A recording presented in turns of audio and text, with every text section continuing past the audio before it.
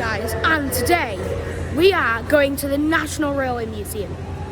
I thought maybe I could bring the National Railway Museum to you guys instead of you having to go there.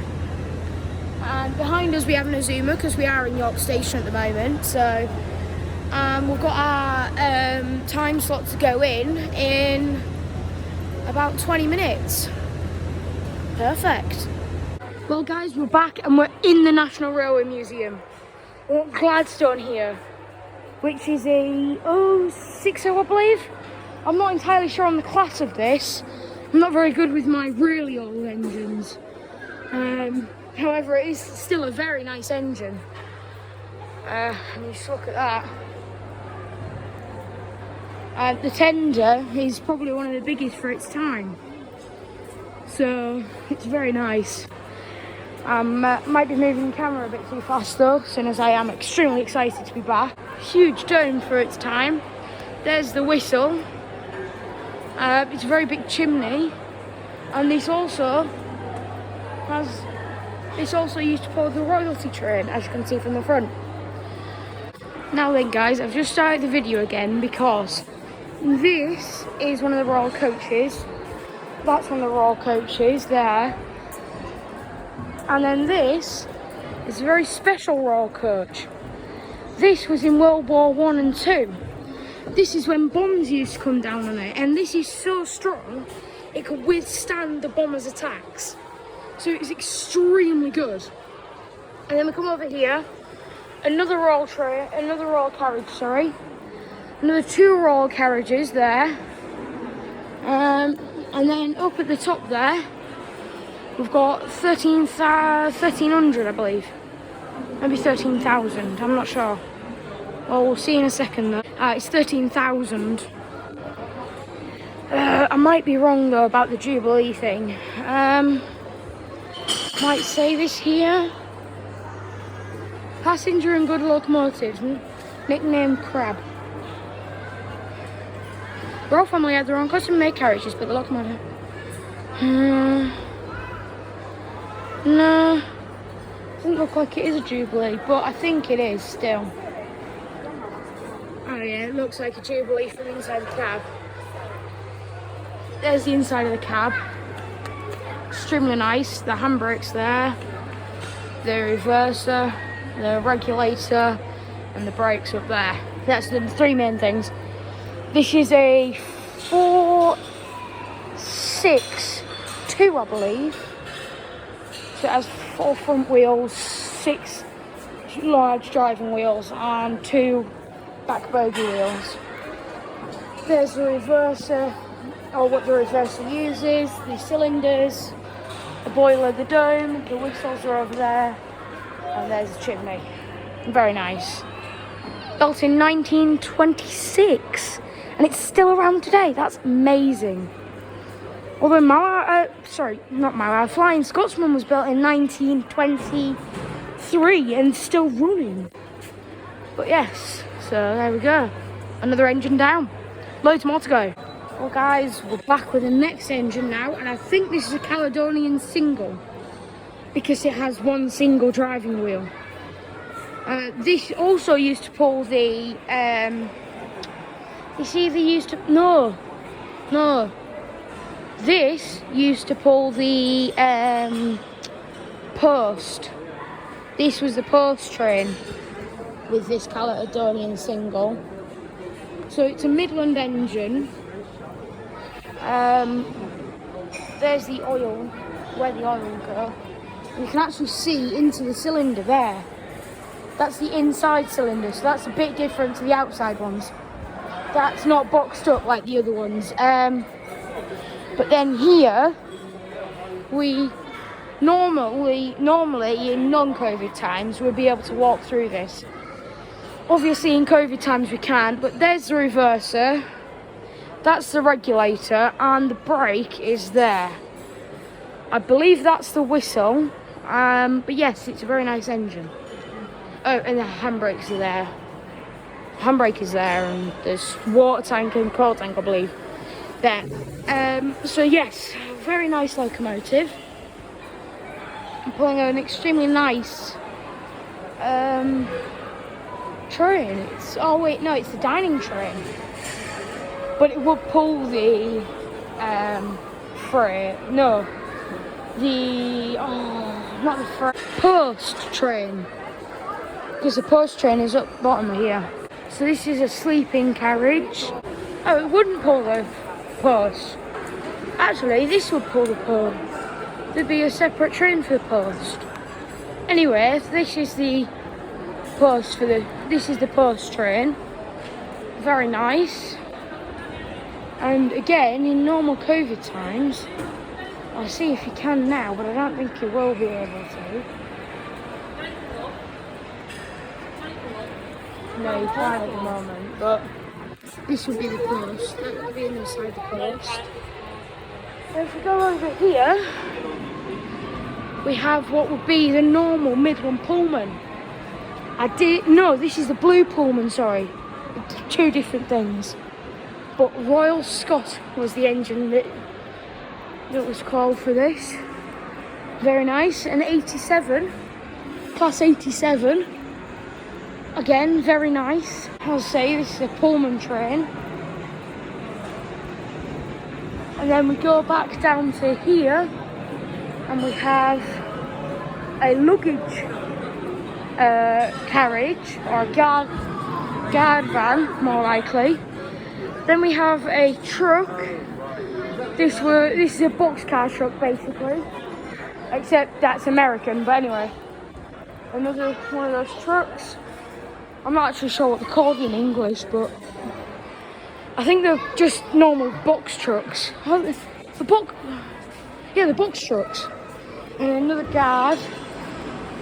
guard carriage here. And then if we just go a bit further, we've got LSWR 245. And if you want to, you can pause the video here and see and look at this. I'm going to carry on going now. So the reverse is this big grill lever in front. The regulator's there and the brake is there. So yes, very nice. Right, so we're back and behind me we have the record-breaking Mallard. This engine did 125.88 miles an hour and is known today as one of the fastest steam engines in existence.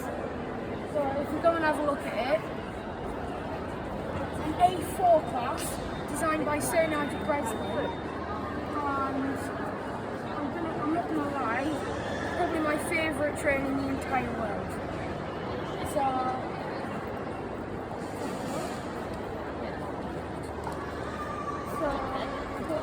next name there, Mallard. If we can just have a look down there, we have the record-breaking plaque, I think it is, that says on 3rd of July 1938 this locomotive attained a world speed record for steam traction of 126 miles per hour. However, that's incorrect. It's 125. However, it was rounded up. 125.88, but. And then if you come down here, you have the number 4468. And I do like the way they've actually done this because they've put it in what looks to be 3D, but it's actually painted on. And then we'll have a look inside the cab in a minute. But we'll get round to the other side first. Okay guys, so we're up beside the cab of Mallard here. Now this is an LNER engine. So this is the brake right here. So that's the small ejector up there. That's the regulator and that's the reverser. Now, I can't really see it very well like that, but I can't really see it there either. Oh wait, hang on. Right there is the whistle. That's what we think used to be the old mainline technology. And that's the handbrakes. Very nice locomotive. And for a driver's view, that's what it would be like. Maybe like that. So yeah, well, no, it'd be like that, because that would be hanging out of the window, like that. So yeah, very nice. Let's get on to the next engine. Okay. Okay, so we're back, guys, and we've got the LMS Duchess of Hamilton behind us. Now, this is a very odd type of marine called Crimson. I don't think it is, though, is it? Lake. Crimson Lake. Right, so if we come down here, so its wheelbase is a 462. 4 front leading wheels, 6 driving wheels, and 2 back Trailing. wheels.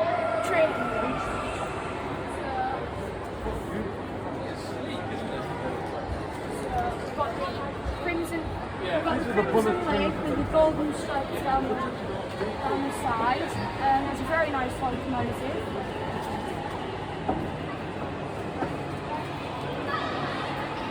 And down here, I'm sure it tells us when it was born and where it was. Not born, built. So it was built in 1938, which is the same year as Mallard over there. And it was built in Crewe. Alright, so we're here at Duchess of Hamilton, and this is actually at the cab. So we've got the reverser here, there, we've got the breaker there, we've got the regulator there. That's the 3 main parts about it. However, if we look in there, we've got the handbrake there, got the seat there, and we've got a seat there. The firebox door is there, and there's loads of steam ejectors and injectors all there. The whistle is up there, if we can get it to focus, up at the top. And yeah, that's pretty much it with the LMS behind it. And that carriage is also in the same livery. I'll get to that in a sec.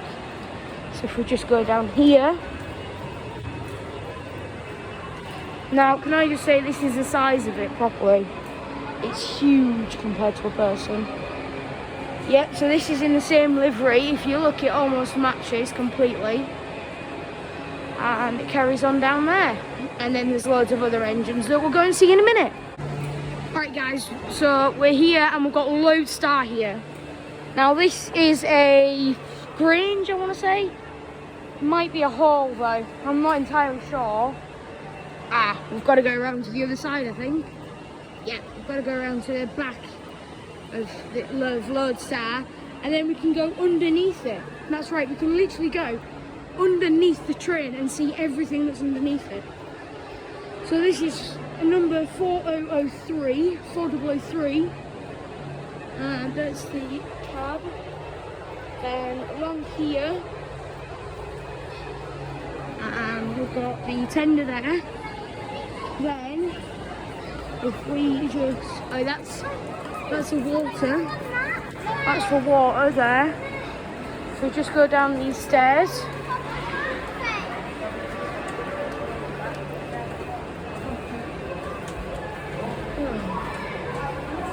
I'll just wait for my granddad first. Granddad!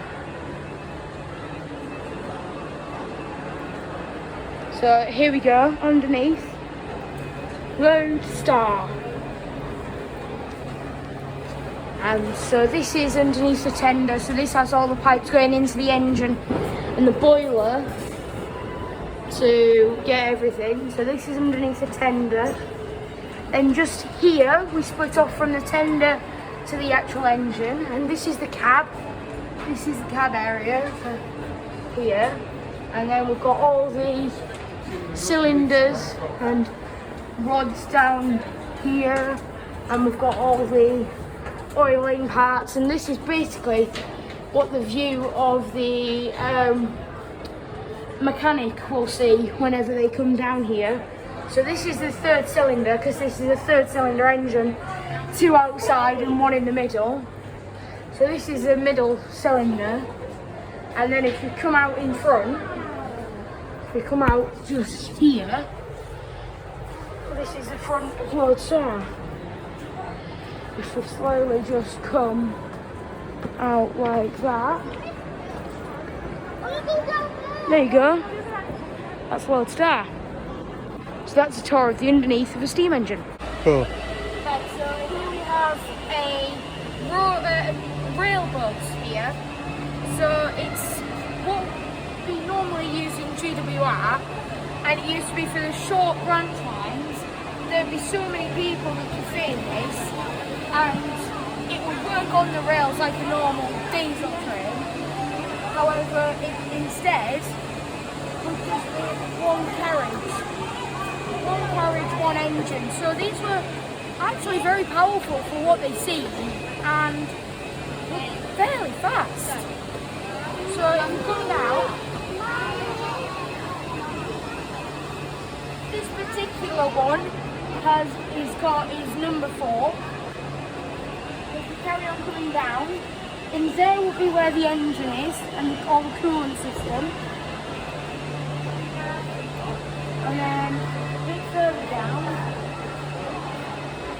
Now this shows all the GWR main lines and all the GWR branch lines and steamboat routes and everything like that. And then again down here, see, this is a rail car number 4. So it was designed by Charles Collett. It was made for the Great Western Railway, and it was built in Park Royal, London, in 1934. So this is an extremely old engine, to say it's diesel. So there were only 44 seats available in this. So for this to go quite quite far, this is very small. So anyway, if you come on here. Okay guys, so we've got bauxite here. Now it's called bauxite because it used to work in an aluminium factory. And the rocks that aluminium is made from is called bauxite. So if we have a look, this is in its 19th century look. So this is basically what it looked like when it finished working, which I think is crazy. So if we go a bit further, now this is also an extremely small engine. This is only an 040. So, however, it's 2 cylinders. However, the reverser's actually inside the engine. So if we come up close to it and we look inside, you can actually see the reverser over there, which is crazy. I've never actually seen another engine like this, although it is one of the only of its type that's actually still around. So if we come over here, so the cab's here, and we can't really see it very well, but the lever hanging over the top there, that's the reverser. That's the reverser for the engine. So you would have to hang out of the engine to do the reverser, which is crazy. Okay guys, so we've got the push and pull here, and this is from the Festiniog Railway, so that's down in Wales. So if we come over here, seeing as this is a push and pull engine, it has 2 nameplates. It has Livingston Thompson, and then over here, Fairley's Patent. So, and it has 2 different cabs, one at each side. So this cab would be for, I think this is actually the fireman's cab. And then over at the other side, we would have the driver's cab, and there's a regulator, reverser, brake and whistle at each side, which I think is mad. And then over here we've got Rocket, but we're working on this at the moment. And look how cute it is. It only has one little silly. Buffer. Buffer, that's the one. Thank you, Grandad. And then so this would be where you would clean out all the ashes after a long day of work. So, Go. alright guys, so we've got the Stallion 4, which is a tank engine. So now this is in the LMS livery, but in 1948 it was changed into the British Rail livery. So if you come down, now this is a very strange locomotive as it's a 264. So it has 2 lead wheels at the front, then it has 6 driving wheels, and then it has 4 back trailing wheels. Now this was built in 1934 and its number is 2500. Now this was made for the London Midland and Scottish Railway and was built in Derby.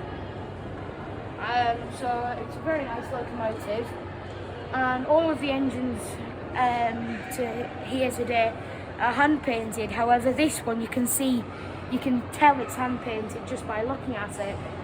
So it's extremely nice. Okay guys, so here we have the Q1. Now this was built in 1943, I believe. There's a little poster I'll have a look down there at. I'm not very good at these because these were Southern region. So if we go backward, now this is an all 6-door, which is extremely small for a large engine, tender engine like that. Oh, I was incorrect. It's 1942 that it was built.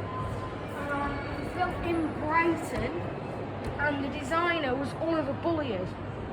Now, basically, what their thoughts were for this is they needed some a cheap engine, workhorse. So they got scrap metal from scrapped engines and basically put it on here. So if you think it all looks dented and everything, that's why. Because of the fact that it was built by scrap metal. So, and I'll say it's an extremely nice engine. My granddad thinks it looks ugly, but I don't think it does. Okay guys, so we've got Element 9 behind us here, which is a merchant navy. Now this is the same class as Plan Line. This is 35029 number. So if we come around the other side, I've got a little bit of a surprise for all of you. So if we come round, this looks like an unexpected engine. However, if we come round to the other side, it's a little bit different.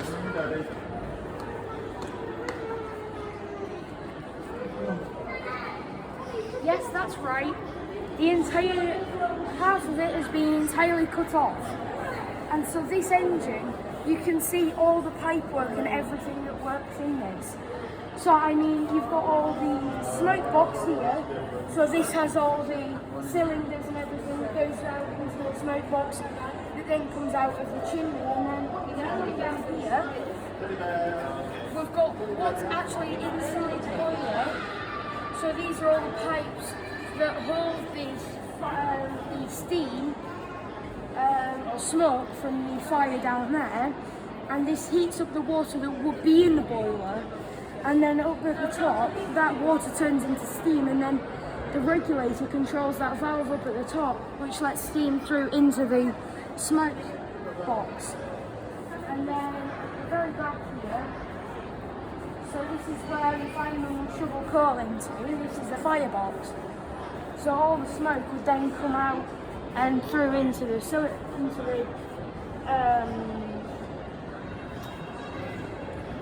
boiler. And if we come back a bit further, we've got half the cab cut out, so you can see inside the cab. And so that will have all the regulator and everything. And if we go a little bit further, we have the tender, which, So that would be the buoy, which would basically tell the driver how much water there is in the sender, and then up there is where all the coal will be stored. So it's a very amazing thing. And then that, I believe, is where the water will come in. I'm pretty sure, yes, it is. So that's where at the top there will be a little hatch and all the water will flow in through that. Alright guys, so we've got the British made engine. It was actually made for China. This is madly big. Although the Chinese railways weren't big back then, they'll just be able to take the closer look.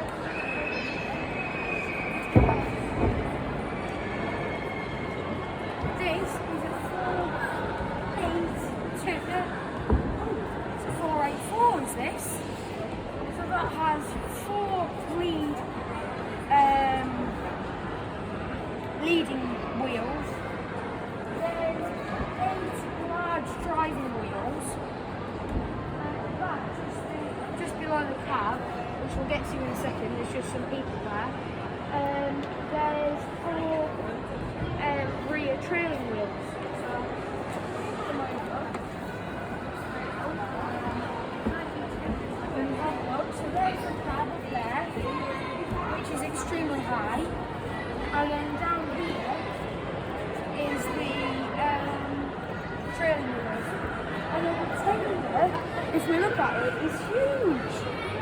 It's absolutely massive. And if we come down here, we might be able to see slip a little bit of the cab. No, not really.